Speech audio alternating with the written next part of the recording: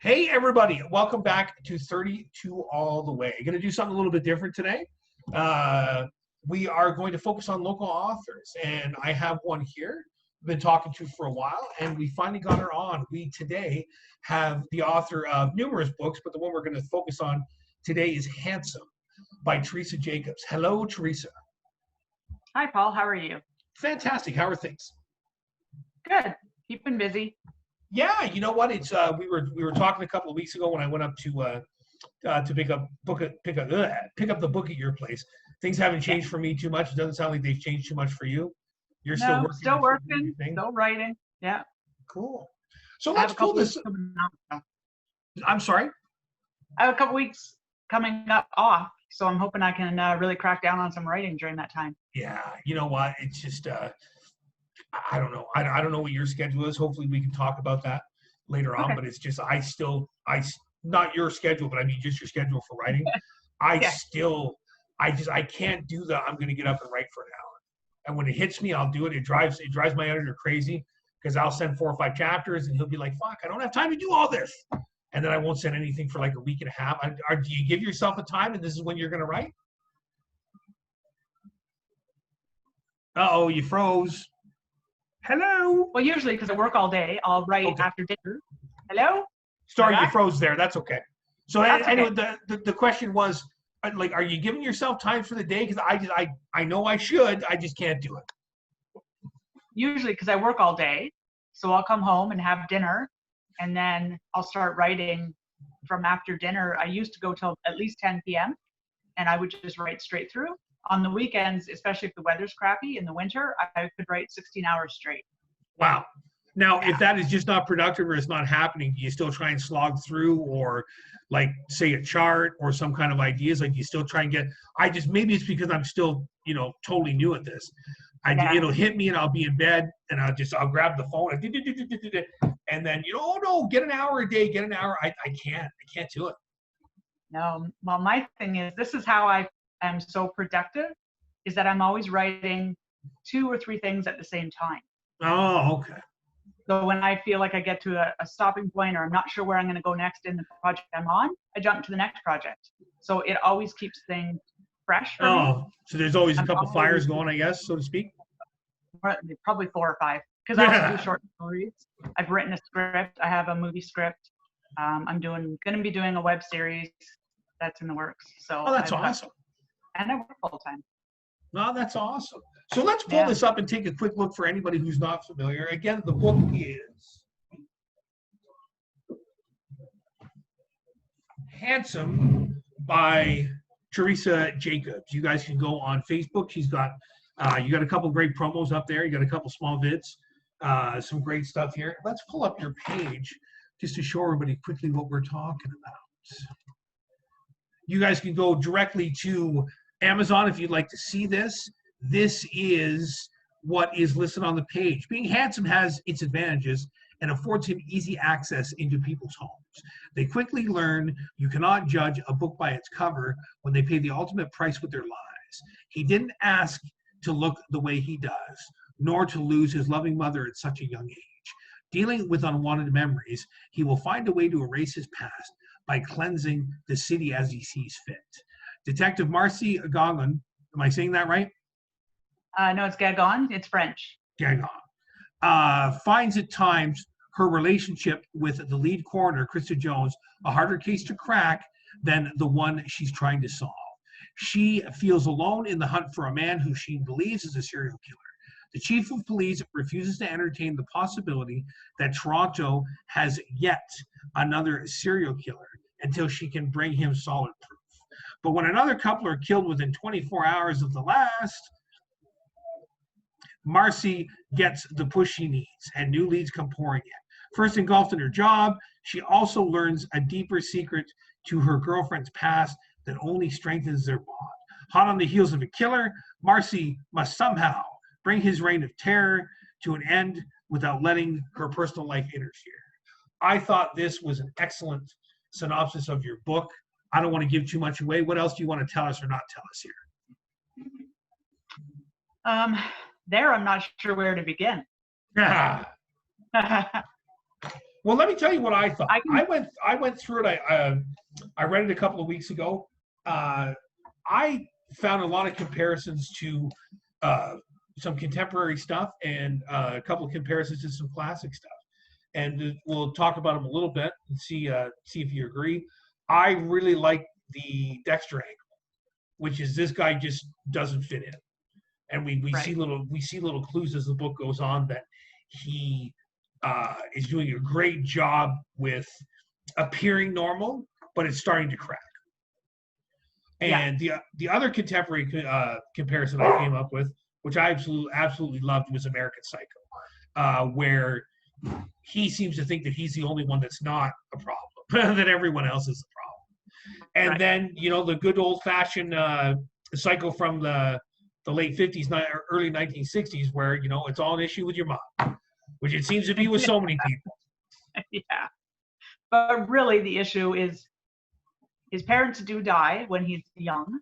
So the issue is with his aunt, who he ends up living with. And he ends up with a lot of trauma. And then the aunt brings in more trauma, which I don't want to give away the major plot line. No, totally. Yeah. So he just becomes psychotic. And you're right. You know what? It's funny. When I was writing it, I never even thought of those comparisons, but they are spot on. It's He just lives in his own world. Yes, and that seems to be what it is. And he's making.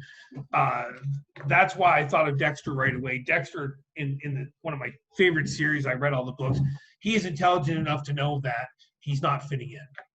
And I find where your book starts to swerve and starts to go in a really interesting direction is when he's no longer making an attempt to fit in. Yeah. Right? That he, you know, you've talked about the clothing and the charm and the devastatingly good looks. That's what reminded me so much of the American Psycho too, having the right shirt on, having the right tie on. And just, you know, you get away, you know, pretty faces can get away with murder. Yeah, and that's the point. And then as soon as he realizes that people are catching on, his little bubble has burst, that's when he kind of completely loses reality altogether. Yeah. Right? He goes from run and psychotic like episodes take over. I don't want to give anything away, but any thoughts of doing anything else with him, or is that just the deal's over for him? Well, I have started book 2 in the Gagon series, so it will be a new mystery that she has to solve. Okay. This one actually almost have 3 stories happening at once. Hopefully I can pull it off. She's investigating a new murder, and she's investigating, in the book we talk about one of the secrets is that her girlfriend's past was a cop that she was dating, and that cop was murdered. Yes. So she's also going to the cold case secretly behind her girlfriend's back to see if she can find that murderer. And then I would like to play in some of the court with her and Handsome, where she has to go to court now because she captured Handsome and he's on trial for murder, right? That's what I thought would be super interesting, which is obviously would have to be a huge, crazy leap to have him out of jail. But like, what is the process now once he is arrested? You know, do we find out more about him? Does he taunt her? Yeah, I found it super interesting. The other thing that I just don't know if it should be a book on its own. I'm still weighing the options to see how it plays out. The other thing that I thought was really great was the whole lesbian romance angle was not brought up as a lesbian romance angle. It was brought up as a romance angle. Right. There was just no shock. There was no overly. I can't believe in this day and age that people still have to hit you over the head when it's a same-sex relationship with it. There was none of that whatsoever. You're basically just describing it as a relationship between two people, and I really thought that was well done. Well, because again, from a guy's point of view, you know, I could make silly jokes about it or whatever, and I don't want to, but it's just you didn't have either of those women be weak. Right. Which I think probably strong in their own ways. Yeah, which probably adds more problems than it solves to their relationship. But you know, there was nobody sitting on the couch waiting for the other one, or there wasn't one that was dominated, which seems to be just a trait in all these lesbian romances. There's one that's overly dominated, while the other one just, oh, okay. And then I really thought that was well done. That was not the focus of the book, because to be perfectly honest, when I found out it was the same sex thing, I thought, okay, here we go, right? But that was not the case at all. I thought that was fantastic. Thank you. I try to keep my characters. I always envision real people and where they would be in their everyday life, and real people that I know don't live like they do in books. And so people tell you that a lot, but unfortunately they don't turn around and write that way, which has always been my big thing. Is that just, again, I don't try personally to write about anything I don't know, because it's going to sound fake. But these over the top characters in some of these romances, like, it's a book and it's a work of fiction, but in real life you wouldn't put up with these people for more than a couple of days. You get out, exactly. Go. That's right. What was the actual idea behind making? Was there always the intention of making her a female and having it go in that direction, or did you just start fleshing out the character and saying, yeah, this would be better if she was a lady instead of a guy? People are shocked to find out that I don't plot anything. I literally open up a blank page and I start writing. I don't know who the characters are. I don't know what their names are. I don't know their past. I don't know their future. I literally know nothing about them. And for me, I always tell people this, it's like I'm sitting down and watching a movie play out before me. So the book dictates to me who the people are and what's going to happen. They don't even have names when I start. Does that make your process harder for you? I don't find it. Like I said, I can write 16 hours straight nonstop. We were talking about that before the camera went on, and I was also telling you, like the whole, sit down for an hour and do whatever. I can't do it, and I know it drives my editor insane, because we just, hey, you know what? I'll hit 4 or 5 chapters, or I'll go on a spree, and then I won't have anything for a couple of days, and then there'll be one chapter that's murder, and you put it together. I tried to follow exactly what you're talking about, which is, let's do it this way. But it doesn't always follow that path. I just see so much angst on these writer sites where it was so horrible. Well, you know what? Then don't write today. Then go play golf or do something. I don't know. Well, like you said a little bit different, that you're still writing every day. Yes. No, that's amazing. There was a little bit of time there, like during this COVID, where I wasn't, but that's because I was working 4 positions at work, because they laid everybody off except for 6 of us. So I was coming home and going to bed. Was booked. I'm getting back into it now. None of that background from your employment is made it into any of the books?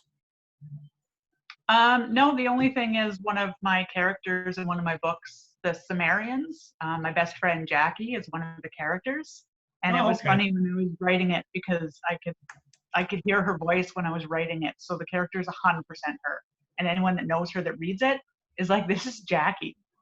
So I really had fun doing that.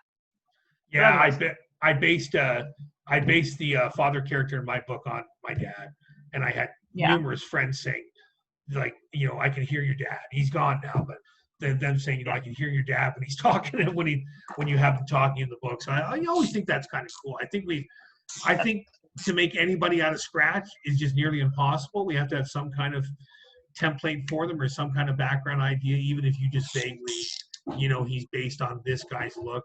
And that leads to the next question. Who is your big template for making this devastatingly handsome serial killer? Anything that just popped into mind when you were writing it, as far as like physically looking at somebody, or were we just always going to say, like, dude's really good looking?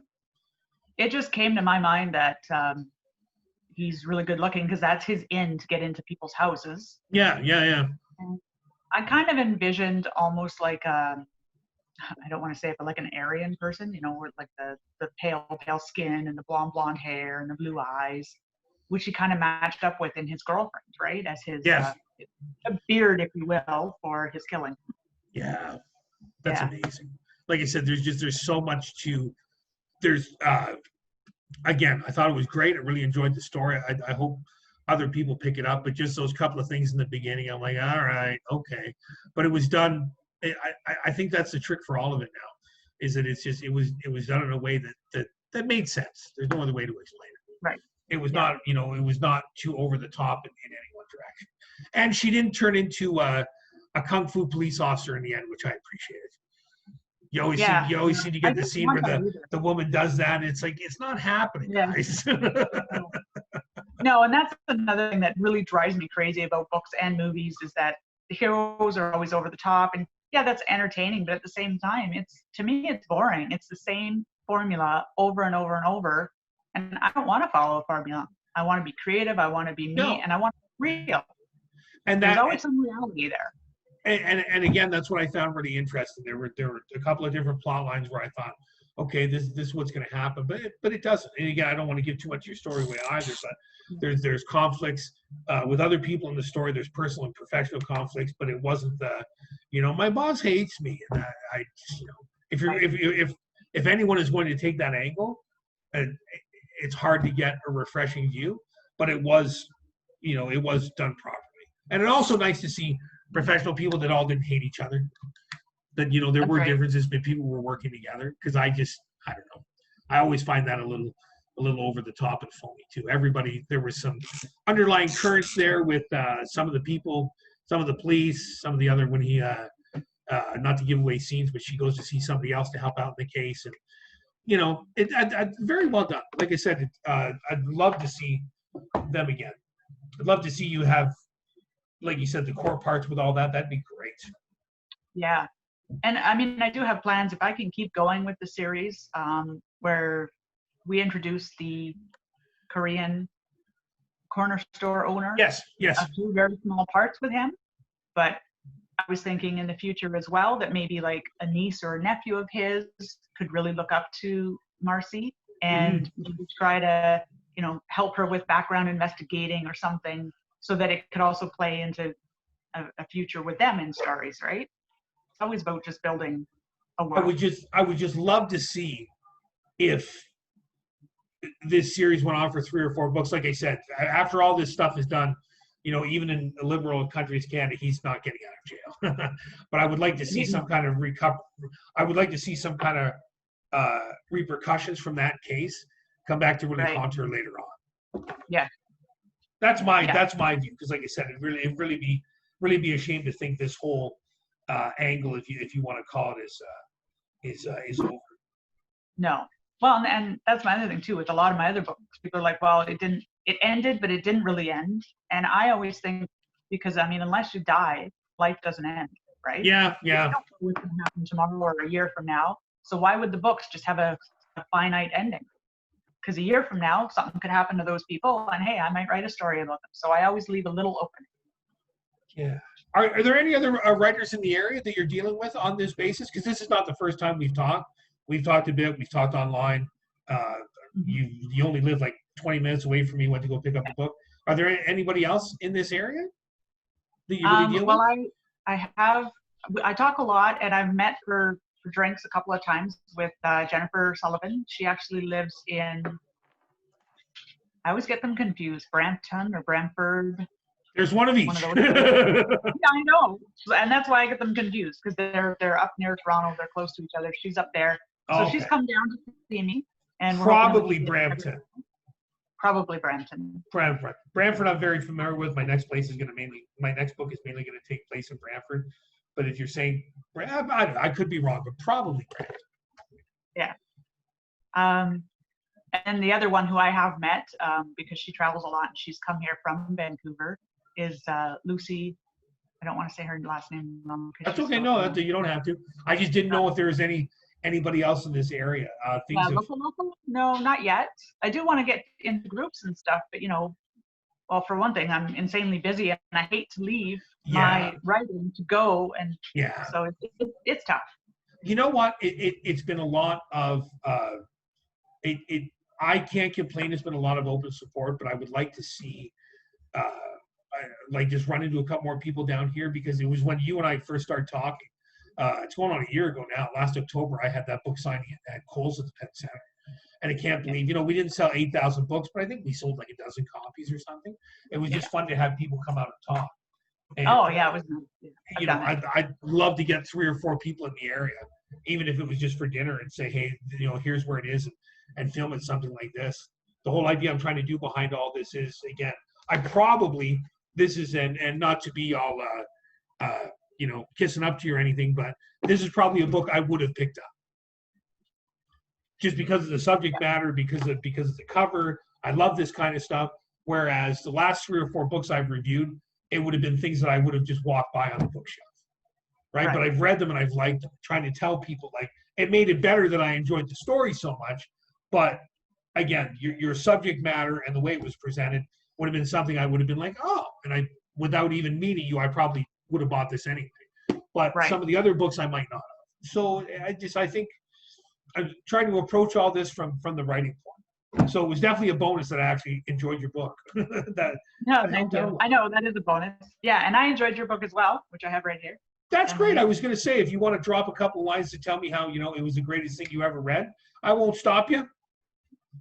Yeah, no, you're definitely, you have the writing skill behind you, like 100%. Thank you. Whereas I had to grow mine. So for your first book, like, that's stellar, right? Thank you.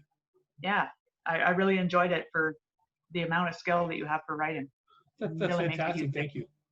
It was just, it was a story that was there, and it was just trying to put it in a place. And I don't know I don't know what your background is with editing or editors, but you like everything else in life, you have to learn to pick your battles. There was a couple times where like, no, it's staying in, and that's it. We're not discussing it.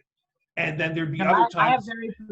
I have a good professional editor who, it's definitely my call, and it's more editing for my horrible grammar. And you know what? I think that's just that again. If the story is there, all that stuff can be changed.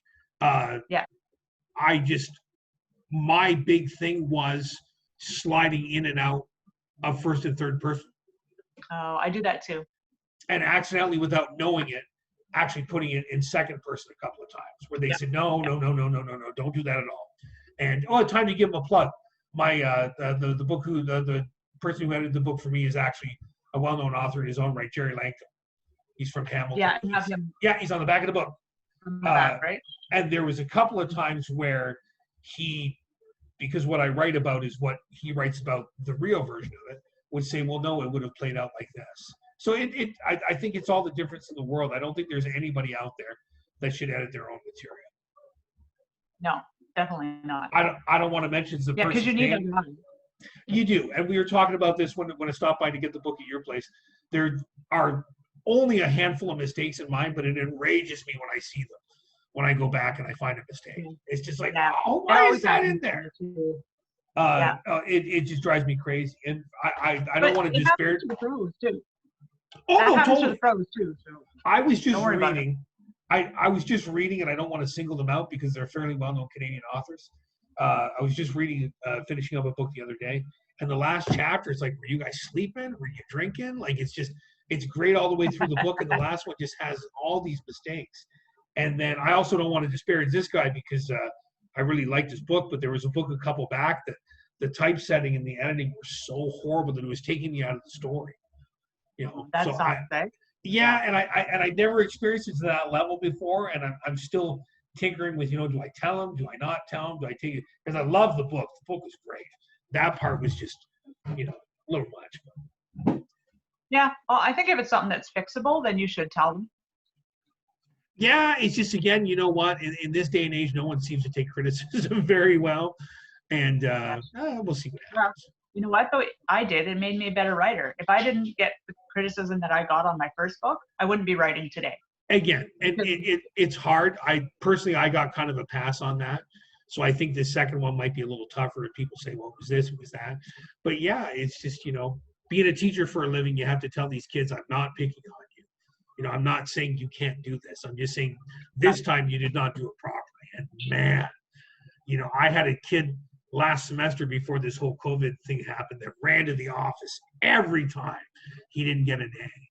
And I give them a big lecture every year. This is what an A is. This is what a B is. This is what you have to do to get these marks. And it's just, some of those kids just have it. I see them writing it 5 minutes before class starts, and I see other kids that just struggle with it. So Yeah. it's a workable skill. It's something else that I try and tell them all the time. You're going to play hockey, you're going to write, you want to look pretty all the time, whatever it is that you want to do, it's not happening overnight. That's right. Nothing does. Theresa, I thank you so much for your time. When this is put up, I am going to absolutely have the link of the book for everybody else that was talking. This is my first big recommendation. Not that I didn't like some of the other books that I reviewed. This I absolutely love. Like I said, I really hope to see. I really hope to see him rotting in jail and maybe causing havoc from beyond his bars. And I'd really like to see the two women and just, people in general. It was I really dug it. It was taking something that I thought could have been really over cliched, and it was not. I really enjoyed it. I appreciate that. Thank you so much for your time, Theresa. I'll speak to you soon. All right. Thanks, Paul. Bye now. Bye. All right, I didn't hang up on you. Okay.